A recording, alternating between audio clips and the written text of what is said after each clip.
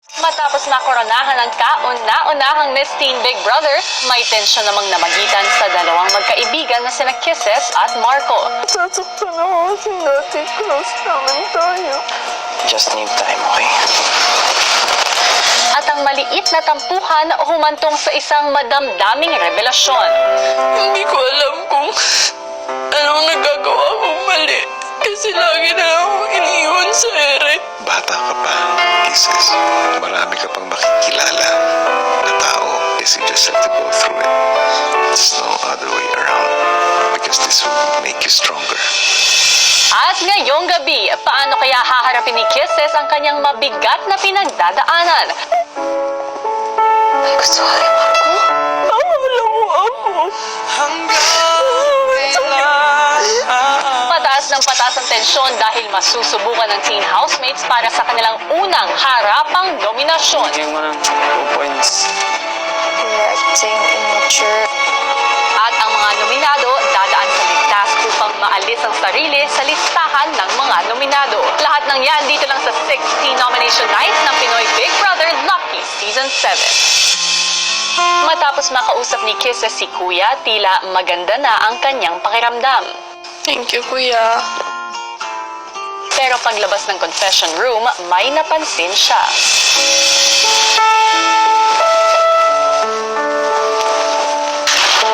Akala ko sa'yo natagpuan pag-ibig na walang hanggan ang ating pagsasama.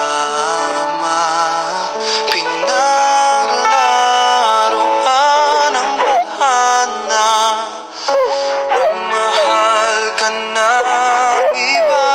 Ilang sandali pa, ang matalik na kaibigan ni Kiss na si Maymay pumunta sa girls' bedroom. Kuya, bakit? Ano nangyari?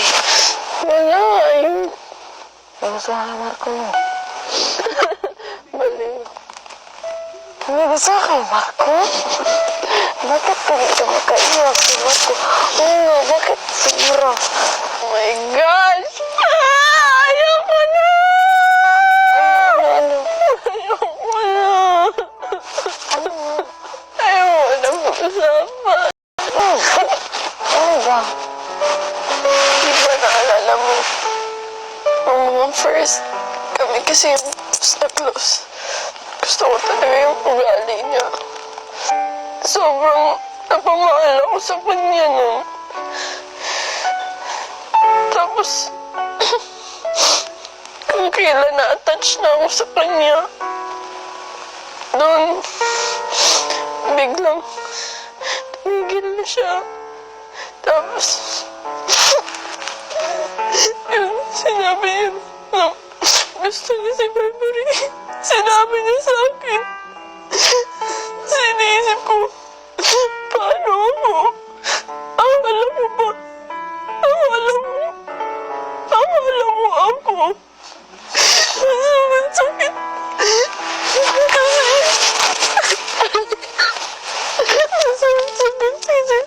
Kasi lagi na lang hindi ako yung pinipili. Hindi ko alam kung ano yung mali sa akin. Kasi lagi na lang ako ganito. Hindi ko alam kung ano mali sa akin. Ang sakit-sakit na. Sakit-sakit. Dami pangarap sa mundo. Yung deserve para sa'yo, naghihintay yun. Sabi nga ni Kuya Manwarte, sa tunay na pag-ibig, diba? Kaya, kung para talaga yun sa'yo, yan yung si Marco na yan, darating yun. Pero yun, pabayaan mo sila. Maghintay tayo sa tamang panahon ng bata pa natin. Kaya nga. Kaya nga, naiintindihan ko part yan sa teenager natin.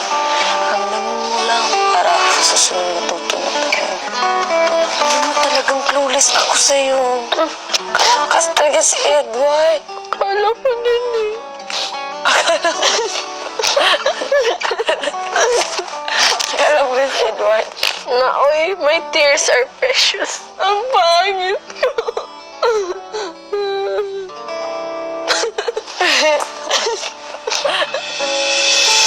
Matapos matapos humupa ang pakiramdam ni Kisses, sinubukan niyang lapitan si Marco.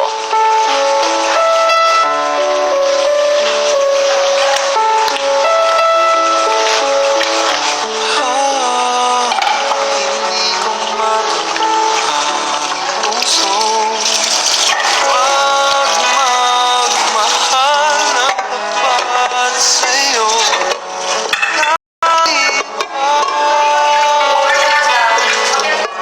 Ako'y bahagi na ng nakaraan mo.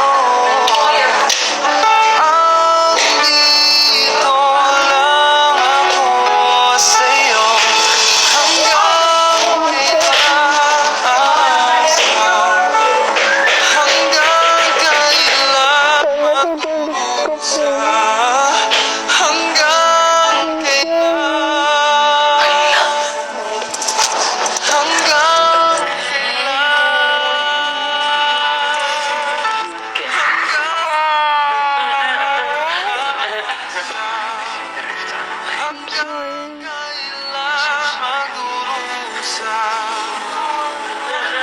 Hindi ko kayang na malungkot si Kisses. Naintindihan ko siya.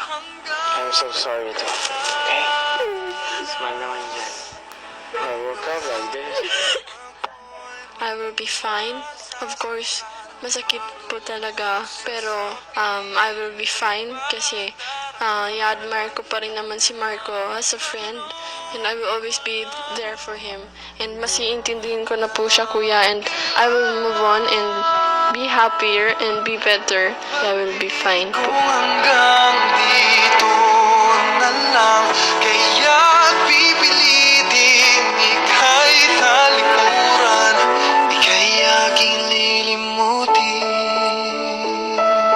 Nagkaintindihan at nagbati na nga ang magkaibigan sina Kisses at Marco mula sa kanilang maliit na tampuhan, pero umabot ito sa isang madamdaming revelasyon ni Kisses sa kanyang tunay na nararamdaman. Saan kaya hahantong ang kwentong ito at paano kaya ito makakaapekto sa kanilang samahan? Sabay-sabay natin yang susubaybayan.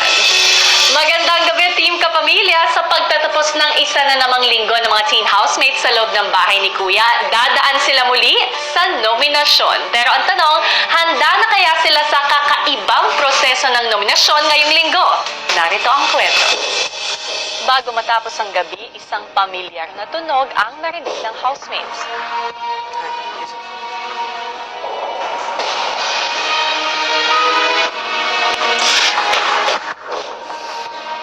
Sabihin mo sa mga kasama mo na maghanda na para sa inyong nominasyon. Referee! Maganda na daw tayo sa nomination.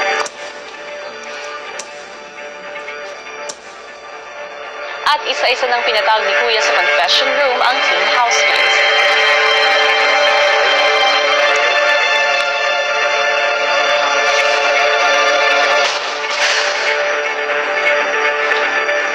I'm giving my 2 points. Nagiging insensitive na po talaga siya, kuya. Maya-maya, isang mahalagang anunsyo ang narinig ng housemates. Lumipas na ang ilang linggo. Nanatili kayo sa aking bahay at ipinakita ninyo na kayo ang karapat-dapat na tawaging Lucky 17 housemates. Pero sa puntong ito, isang matinding hamon ang kailangan niyong harapin. Marco, Yes, kuya. dahan-dahan mong tanggalin ang pulang tela. Okay po.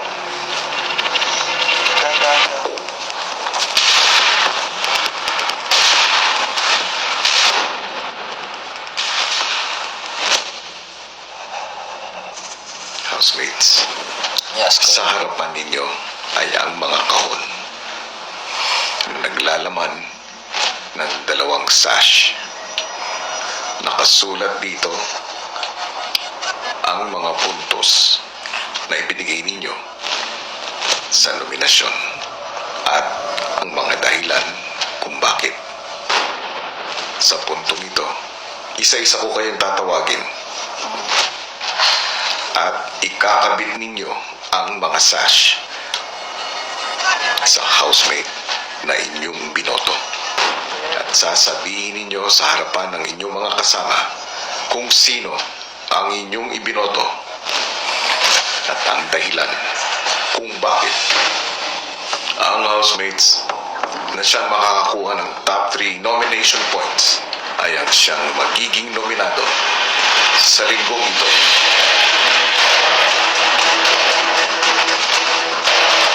Kumanda na kayo para sa inyong harapang nominasyon. Magsisimula tayo sa iyo. Yo.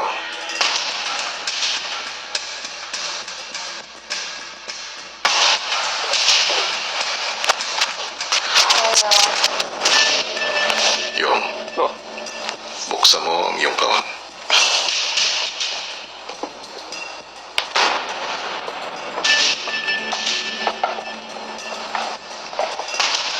Bigyan ko ng 1 point si February.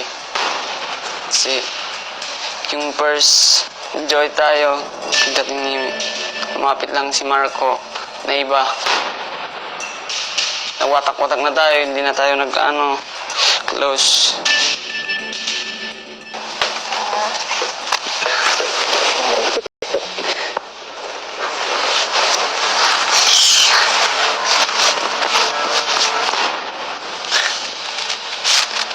Bigyan ko ng 2 points.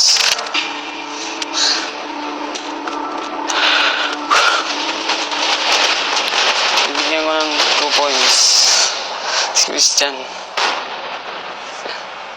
Dahil yung naging naging leader, yun, hindi kayo nakikinig kahit anong sinabi ko.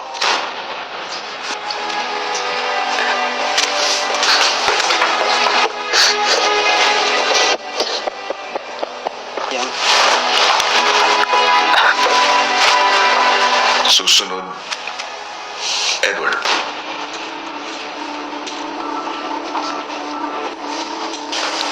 Wait for his signal.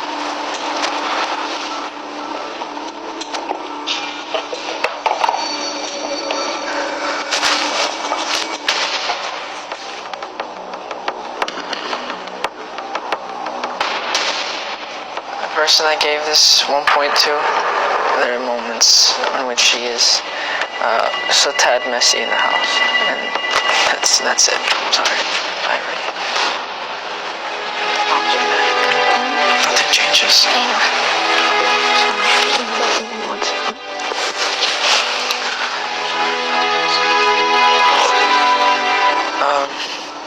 The reason I gave this person 2 points is because although it's not always, there are some moments where stubborn a little bit. There are moments where he doesn't listen. So, I'm sorry, Christian.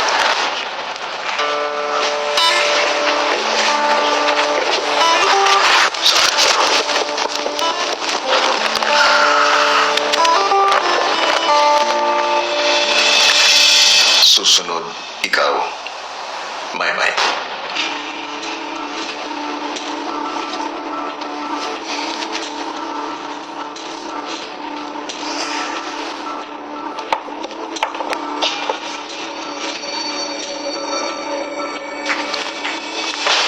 Binibigyan ko ng 1 puntos. Oh my God. Binibigyan ko ng 1 puntos. Si Marco. Sorry, Marco, kasi nasaktan ako kahapon. Kasi ang sweet mo, tas nung biglang may problema ka, dinamay mo kaming lahat. Gusto kong magbahagi ng payo. Yung parang mas gusto mong magsalita kaysa makinig mo na. Ganun. Sorry talaga, Marco.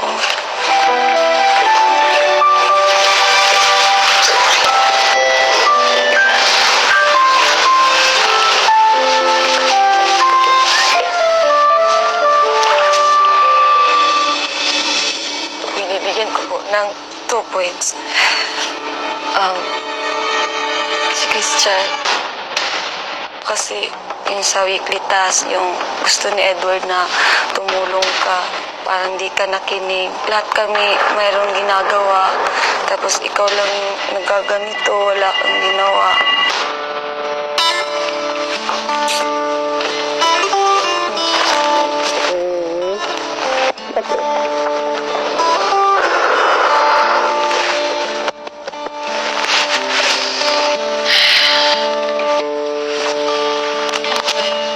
Sa puntong ito, housemates, base sa inyong mga nakuhang boto, meron nang nakuhang 6 points si Christian, 2 points si Vibery, at 1 point si Marco.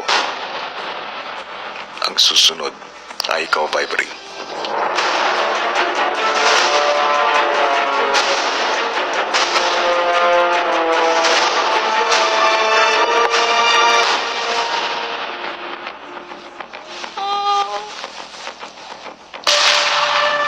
Like, it's about just food. Dapat, like, hating kapatid, ganyan. So, yeah, I'm sorry. It's okay. Takaw din ako magkamalala.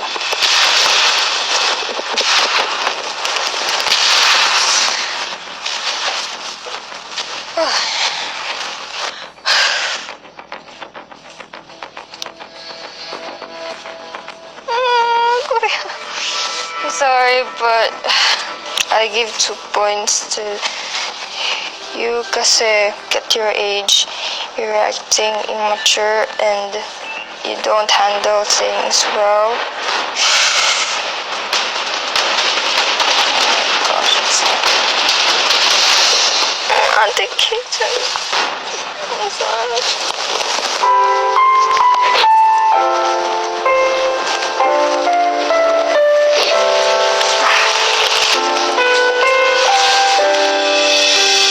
Ang susunod ay ikaw na, Marco.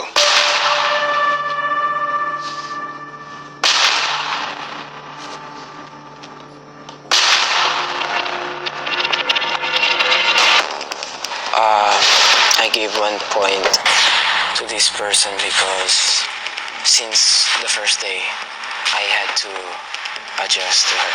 Sana naman simula ngayon, magbigay-bigayan sa isa't isa, mag-adjust tayo sa isa't isa. Nahihirapan din ako. I give 1 point to being oversensitive. Kisses.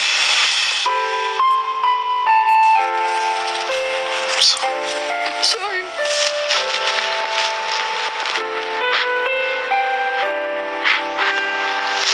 Sorry, sir.